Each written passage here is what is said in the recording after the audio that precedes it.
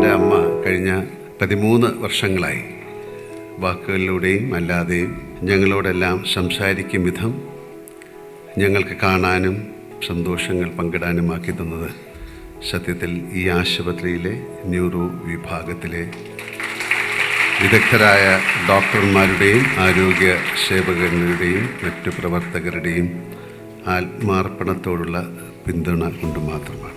അമ്മയെ ഇവിടെ പ്രവേശിപ്പിച്ചിരുന്ന നാളുകളിൽ ഈ ആശുപത്രി എനിക്കെൻ്റെ വീട് തന്നെയായിരുന്നു. അമ്മയുടെ മുറിയുടെ തൊട്ട് തന്നെയായിരുന്നു എൻ്റെ താമസം. ഇന്നും ഞാൻ ഫോൺ ചെയ്യുമ്പോൾ മറുതലയ്ക്കൽ അമ്മയുടെ ശബ്ദം കേൾക്കാനും തിരക്കിനിടയിൽ ഓടി വരുമ്പോൾ ആ വാത്സല്യം അനുഭവിക്കാനും കഴിയുന്നത് ശ്രീ മത അമൃതാനന്ദമയി ദേവി അമ്മയുടെ കൃപയും ഇവിടുത്തെ സ്നേഹപരിചരണവും കൊണ്ടാണ് എന്നുള്ളതിൽ എനിക്ക് മറ്റൊരു അഭിപ്രായമില്ല.